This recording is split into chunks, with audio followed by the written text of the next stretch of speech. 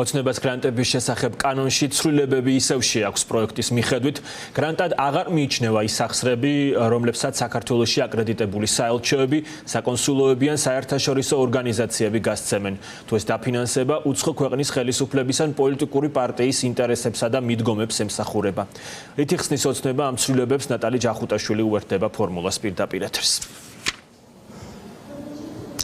ბიუროს ხდომაზე დარეგისტრირებულ კანონპროექტში პირდაპირ არის ჩანაწერი გაკეთებული, რომ გრანტად აღარ მიიჩნევა ქართული კანონმდებლობით საქართველოში აკრედიტებული დიპლომატიური წარმომადგენლობის, საკონსულო დაწესებულებებისა და საერთაშორისო ორგანიზაციების წარმომადგენლობის მიერ გაცემული ის სახსრები, რომელიც ხმარდება უცხო ქვეყნის ინტერესებს, რატომ მიიღო ქართულმა ოცნებამ ახლა ეს გადაწყვეტილება, რომ შესწორებები შეიტანოს გრანტების შესახებ კანონში, რომელიც სულ ახლახანს იქნა დამტკიცებული ოცნების პარლამენტის მიერ. ეს რეპრესიული კანონი 2026 წლის მარტში დაამტკიცა ერთხმად ქართულმა ოცნებამ და მაშინ ძალიან დიდი უკმაყოფილება და აჟიოტაჟი გამოიწვია ამ საკანონმდებლო პაკეტმა საერთაშორისო ორგანიზაციებში და ჩვენს დასავლელ პარტნიორებში და ახლა გავიგეთ, რომ ქართულ ოცნებას შეაქვს ცვლილებები ამ კანონში, ასევე ჩვენი ინფორმაციით დაჩქარებული წესით აპირებს ამ ცვლილებების განხილვას მმართველი პარტია. თავად ქართულ ოცნებაში კი ამბობენ, რომ ეს არის უბრალოდ დაზუსტებები და ტექნიკური ცვლილებები და რეალურად არსი ამ რეპრესიული კანონის არიცვლება. თანხა, რომელიც ერიცხება საელჩოს თავისი ქვეყნიდან და თუ ეს საელჩო ხარჯავს ამ ფულს ჩვეულებრივად ვენის კონვენციით გათვალისწინებული დანახარჯებით, ესე რომ თქვა და მიმართულებებით, ეს არიცვლება გრანტება და ეს ისედაც ასე იყო, უბრალოდ ამ შემთხვევაში არის უფრო დაკონკრეტებული, არის რაღაცნაირად დაზუსტებული, რომ არავის არ ქონდეს სხვანაირად ინტერპრეტირების საშუალება. ისედაც წერია ეს ზოგადად კანონში, რომ თავად საელჩოებს, საკონსულოებს ანუ დიპლომატიურ წარმომადგენლებს, რომლებთაც ერიცხებათ თანხები თავიანთი ქვეყნიდან, აი ამაზეა საუბარი სწორედ და არა მათ მიერ გაცემულ გრანტებზე, რა თქმა უნდა, რომელიც თავისთავად მოხდება აი ამ კანონის რეგულაციის სფეროში. მაგრამ უბრალოდ, როგორც გითხრეს, ინიციატორებმა ხდება დაზუსტება და არა რაიმე ცვლილება. ამ შემთხვევაში შეიძლება ითქვას, რომ ის საელჩოები, რომლებიც მიიღებენ თავად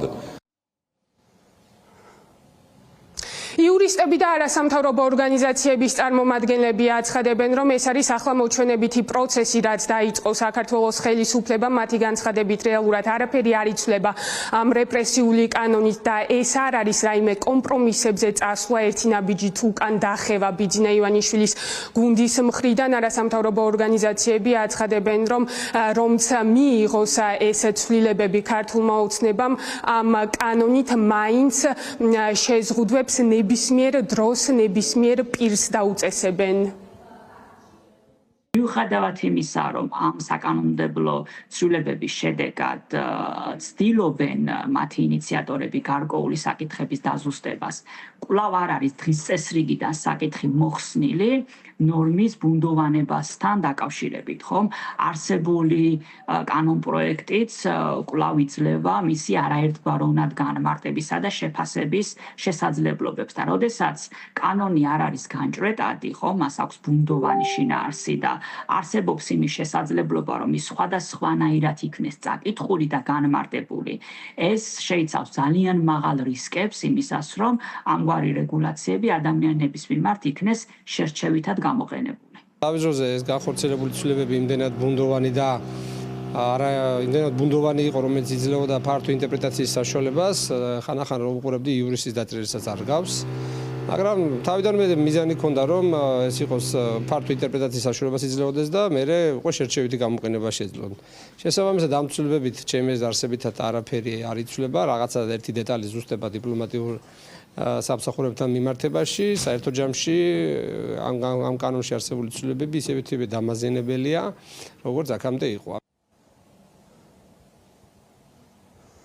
ეს საკანონმდებლო ცვლილებები საკომიტეტო მოსმენებს გაივლის სავარაუდოდ ამ კვირაში, მომდევნო კვირაში ალბათ სამივე მოსმენით დაამტკიცებს პლენარული სესიის სხდომაზე ქართული ოცნება ამ კანონ პროექტს, რაც შეეხება გრანტების შესახებ კანონს, ის რამდენიმე თვის წინ იქნა მიღებული, შეფასებულია რეპრესიულ კანონად და მოქმედი რედაქციით ქართულ ოცნებას აქვს შესაძლებლობა, რომ გრანტად მიიჩნიოს ნებისმიერი პირის მხრიდან, ნებისმიერი ფიზიკური თუ იურიდიული პირისთვის გაცემული როგორც ფულადი, ასევე ნატურალური ფორმით გაცემული სახსრები.